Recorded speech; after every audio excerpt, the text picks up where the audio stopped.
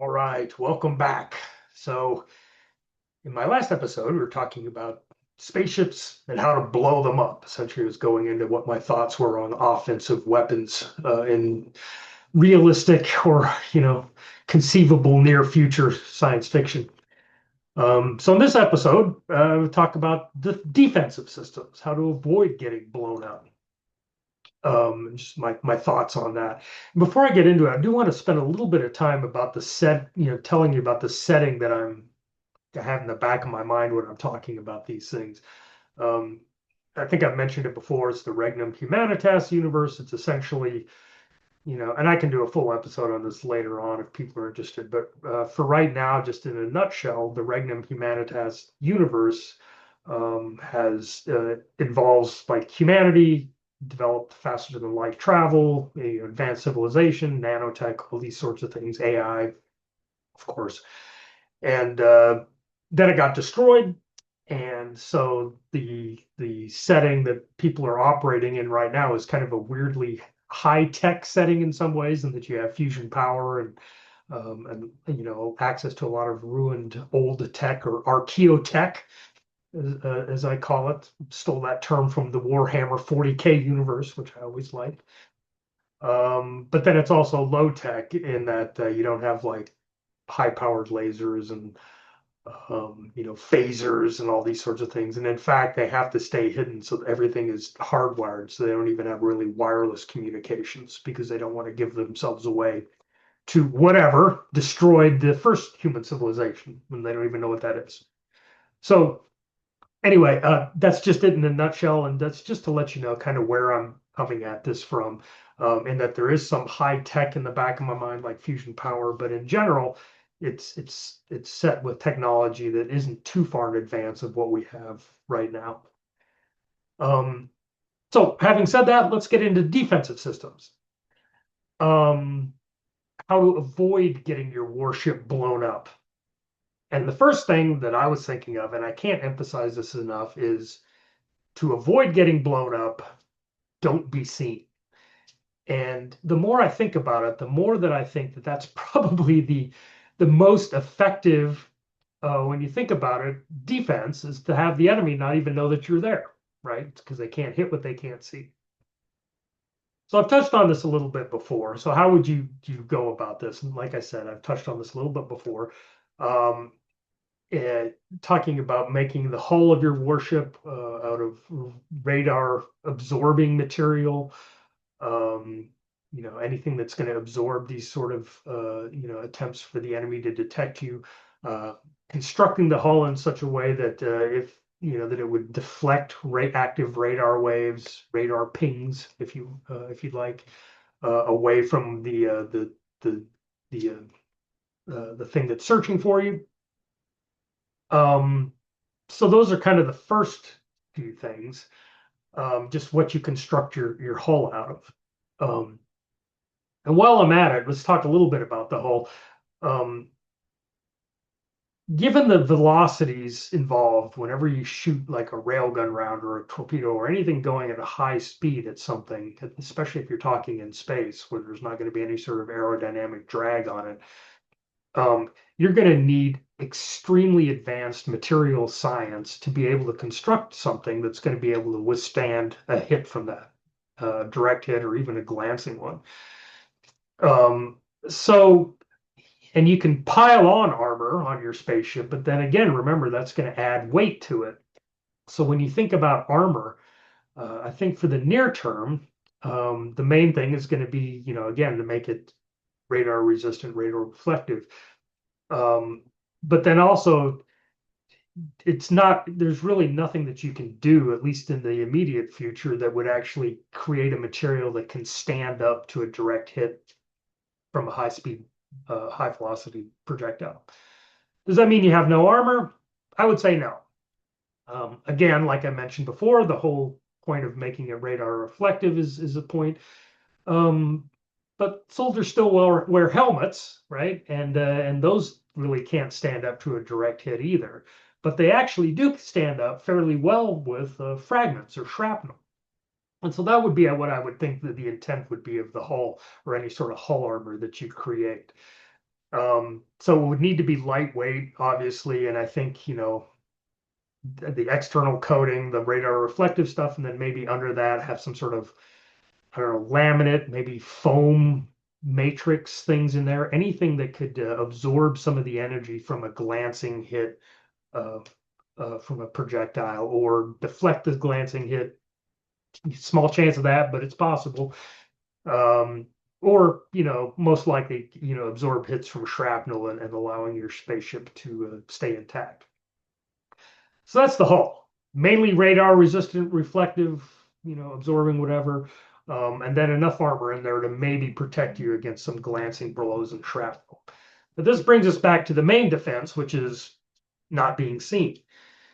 And the main thing that I can say with this is I think heat sinks are going to be crucial for spaceship survival, at least in the near future and the tech levels that I'm thinking of.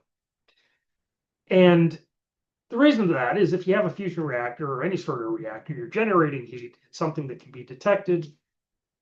Um, if you got humans wandering around your ship, any sort of energy signature can be detected. And the main thing with that is going to be like thermal blooms, because you're going to be producing waste heat. So having efficient heat sinks, places that you can temporarily store this waste heat so that it's not detectable to your enemies, and then you can release it when you're in a safe environment, I think is actually pretty crucial to avoiding being detected, which is again going to be the most effective defense, I would think. As far as the technology, I'm not 100% up on the technology with heat sinks, so I would encourage you if you are interested in it, which I would encourage you to be. Google it, take a look at some of the material that's out there. There's a lot of different ways that people are talking about being able to create heat sinks, effective heat sinks. One of the most basic is just like a water reservoir. You dump waste heat into the water reservoir, and then we could do that now, but I'm not sure that's the most effective way, at least with our current tech levels. So defense is basically the main line of defense is not being seen. Radar deflection, radar absorption, heat sinks. Whatever armor you do have is going to be some sort of laminate, maybe some sort of foam matrix to absorb shrapnel or glancing blows. But that doesn't mean that I don't think there's no place for active defensive systems. And as one of the previous commentators noticed in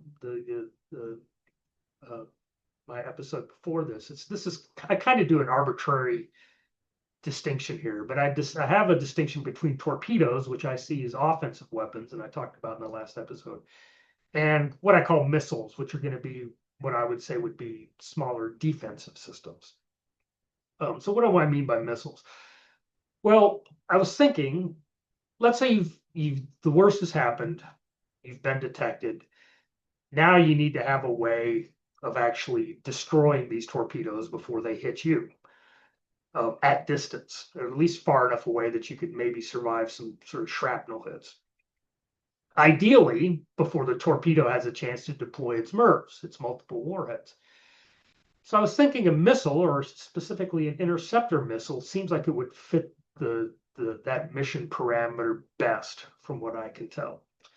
The first of which is just because the enemy has sort of detected the general area where you are, doesn't necessarily mean that they know exactly where you are.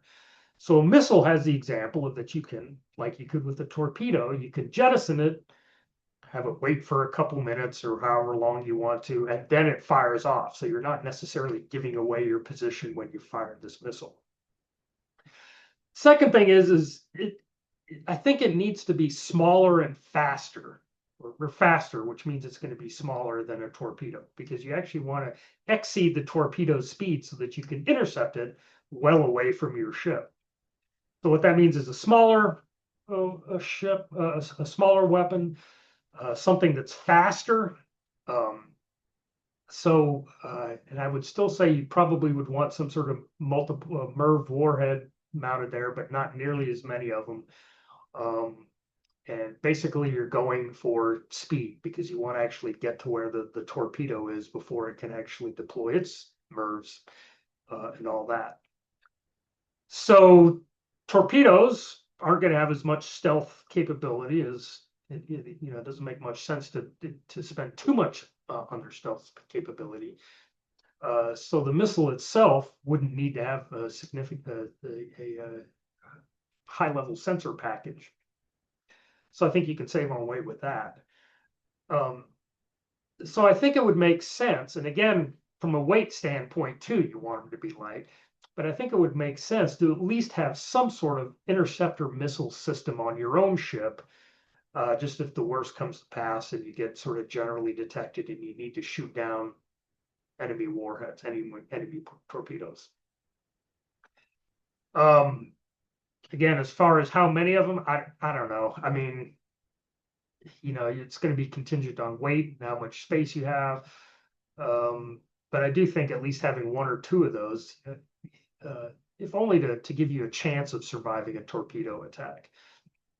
So that I think makes sense, at least in my mind, for the primary active defensive system is some sort of interceptor missile weapon system. Something that you can shoot, you can jettison when you set them off, they go off and they hopefully will intercept this torpedo well away from your ship. They deploy their own MIRVs. Hopefully they'll destroy the torpedo before it can deploy its MIRVs. And it gives you a chance of surviving a torpedo attack. And this is especially crucial if you don't know where the other ship is, because then they have a huge advantage on it. Now let's get into more close-in systems. Now, I'm going to go back to lasers. As I said before, lasers have a lot to recommend them. I mean, in that you don't need ammunition for them. You can probably power them off of your standard ship reactor. But the downside is they're going to generate waste heat. And so as soon as you fire off any sort of laser system, you're pretty much giving yourself away. Now, it may be a moot point if you can tell by the torpedoes are coming in that, yeah, they already know where you are. So you might as well shoot off lasers if you have them. I think lasers would maybe, again, because they're going at the speed of light, they could theoretically intercept, warheads well away from your ship. Depending on your tech level, you can fire them fast enough that you can even take out MIRVs before they hit. You reduce them to shrapnel, which is a little more survivable than an active warhead. But I don't know. Again, it goes back to we have getting fairly sophisticated with our laser technology now. So I could totally see a future warship mounting at least a couple laser clusters for close-in point defense, at least on MIRV warheads or possibly even the torpedo itself if you can intercept it far enough out. And when I say laser cluster, I mean maybe just an array of 2 or 3 laser emitters, however you would want to put that in there, that could potentially take out some of these warheads. And I think, quite frankly, that makes the most sense as far as a close-in torpedo defense system or warhead defense system. Again, because you're saving on weight with not needing an ammo supply. With the downside, of course, that you're creating a massive amount of waste heat that's going to give away your position, which, as I said, might be a moot point at that point. So does this mean that ballistic close-in defense systems have no use at all? And I would say I think that they do, but I'm not 100% convinced that they would be the most effective way to shoot down incoming warheads. I don't know that they offer anything that you couldn't get, say, with a missile defense system. Although I guess maybe if the enemy MIRVs are kind of coated in, and this would be a possibility too, you could coat them in some sort of reflective layers that would maybe deflect or absorb at least the first couple of laser hits. So that might be a downside for a laser as well. And maybe if you had a ballistic system, you wouldn't. But the big downside for using a ballistic system is again, you go back to the weight again. You're going to need to have some sort of ammo supply there. It is still going to need to draw power, and it will generate waste heat. Like phalanx systems, like that sort of Gatling gun system is an attempt on the terrestrial level to sort of mitigate some of those, barrel heating issues that you would run into. Um, would that work in space or not? I guess you would need to have some sort of way of some sort of thermal, some sort of way to kind of disperse that thermal energy that you're creating by shooting projectiles. The friction that's created by shooting projectiles through a barrel. So it wouldn't be just a really simple system, and arguably it might even be more complex than the laser system that I was talking about earlier. So why would you want to use one? Well, I think it doesn't necessarily have a place, at least in my mind, on a warship, because you've already got systems that should be able to take care of what your defensive needs, such as they are, on there with that kind of laser cluster that I was talking about. But I do think that they have a place on any sort of ship that has the potential to be, say, boarded or intercepted. So you might, what do I mean by that? Well, let's go back to my initial thing when I was talking about civilian spaceships, and I kind of drew out that giant cargo ship, you know, the giant girder, I think as I called it. And just if you haven't seen the episode, very quickly, I was envisioning cargo ships as basically in stable orbits between major colonies, um, with cargo containers clustered on them that they release at their destination, where they take on new cargo containers, limited thrusting ability so that they can, keep in the stable orbit. Um, but they have the disadvantage of everybody knows where they are. They're not particularly stealthy at all. They're on a set schedule. So if you were a pirate, I mean, this would seem like you'd be a huge payday. All you have to do is just linger out there, intercept the ship, take whatever you want, and then go home. So I was envisioning as sort of as an anti-piracy defense on these things, is having a couple of these gatling turrets, or you don't even have to make them gatling turrets. Turrets. You could make it a rail gun if you wanted to, I guess. Well, that might be overkill. But basically something that would provide close-in defense if a big, large object like another ship is coming and trying to match velocity with your ship, your cargo ship. So what this Gatling turret would do would be basically fire, a series of high-speed projectiles at it, um, damage or destroy the ship, or at the very least drive it off. Um, and I think that would be a lot more effective, um, you know, than even the laser system. Again, because you're firing a large number of projectiles. You know where the target is because it's pretty close at this point. Trying to match velocity, which means it's doing an engine burn, so it's not stealthy. I think a Gatling turret would make the most sense as far as defending that. And you can also do this on, space stations, for example. But it's a very limited. It's like an anti-personnel, anti-boarding weapon. I don't know that it has too much of a place on a warship for the reasons that I talked about before. Um, and you may ask why not mount torpedoes on this cargo ship? And sure, you could maybe stick a couple on there, but again, you got weight, and if a pirate ship isn't going to reveal itself until it's close in, you might actually be well within the engagement range of a torpedo before you even know that the pirate's there. It's kind of my thinking on it. Not to say that you couldn't. Why not stick a couple on there just for shits and giggles? But that's my thinking on defensive systems for warships specifically, and even for some of the cargo ships. Just to recap, don't be seen, which you can do by radar deflection, radar absorption, and heat sinks. If you are seen, interceptor missiles, smaller light things that can hopefully intercept and destroy torpedoes at distance before they release their MIRVs. Added advantage if you can actually jettison one and shoot it off and not give away your exact position. And then for really, really close in defense, I think I think lasers are actually a pretty good, some sort of laser cluster would be a good, maybe defensive system after they know where you are. And then even for cannons, I would say, but primarily it's sort of anti-personnel, anti-ship defense for really knife edge engagements.